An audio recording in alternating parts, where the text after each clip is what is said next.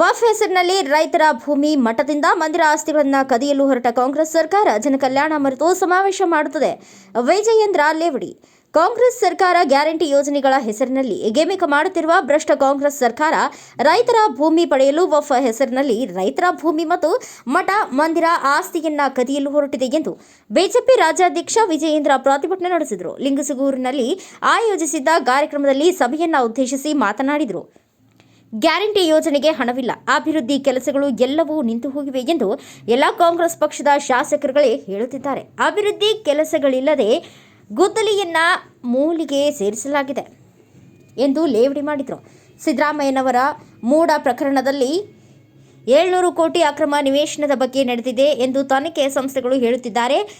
ಅಕ್ರಮ ನಡೆದಿರುವುದಿಲ್ಲವೆಂದು ಸಿದ್ದರಾಮಯ್ಯನವರು ಸುಳ್ಳು ಹೇಳಿ ವಂಚನೆ ಮಾಡುತ್ತಿದ್ದಾರೆ. ಅವರ ಪತ್ನಿ ಹೆಸರಿನಲ್ಲಿದ್ದ 14 ನಿಮಿಷಗಳನ್ನು ರಾತ್ರೋರಾತ್ರಿ ಹಿಂದಿರುಗಿಸಿದ್ದಾರೆ ಎಂದು ಸಭೆಯಲ್ಲಿ ಉದ್ದೇಶಿಸಿ ಮಾಧ್ಯಮದ ಮುಂದೆ ಪ್ರತಿಕ್ರಿಯಿಸಿದರು. ತಿಂಗಳುಗಳಿಂದ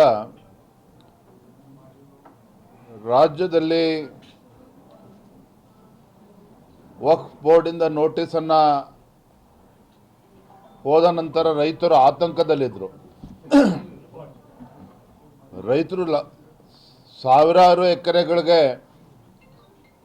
ಹೊಂದಿದ್ದಂಥ ರೈತರಿಗೆ ನೋಟಿಸ್ಗಳನ್ನು ನೀಡಿರೋದು ರಾಜ್ಯ ಸರ್ಕಾರದ ಒಂದು ಕುಮ್ಮಕ್ಕಿನಿಂದ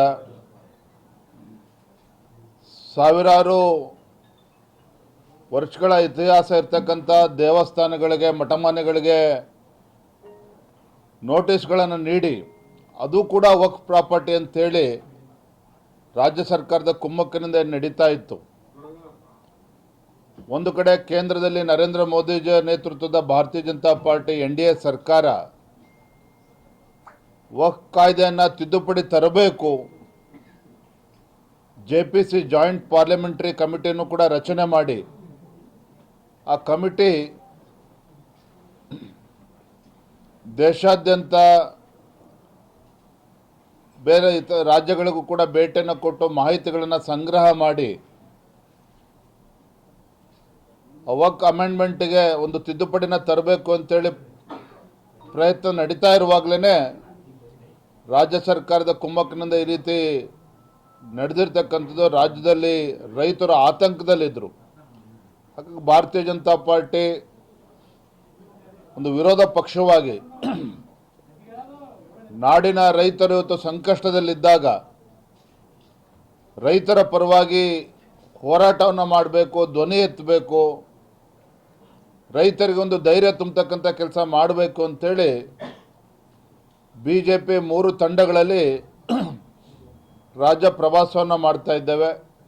ಈ ಸಂದರ್ಭದಲ್ಲಿ ಬಿಜೆಪಿ ರಾಜ್ಯಾಧ್ಯಕ್ಷ BY Vijayendra, Renukaswamy, Manappa Vajjal, doctor Shivaraj Patil, Janardhan Reddy, N Shankarappa, BJP ಕಾರ್ಯಕರ್ತರು, ಸಂಘ ಸಂಸ್ಥೆಗಳ ಕಾರ್ಯಕರ್ತರು ಉಪಸ್ಥಿತರಿದ್ದರು.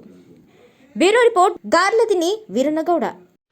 Thanks for watching. Read, discuss and debate with editor Dr. Yan Prashant Rao. Wanted reporters in print, digital and visual media for Bharat Vaibhav Daily Newspaper, BV News 5 Channel and BV Fast Web News from all the talukas of Karnataka, Goa and Maharashtra. If interested, send your resume to 9019229369.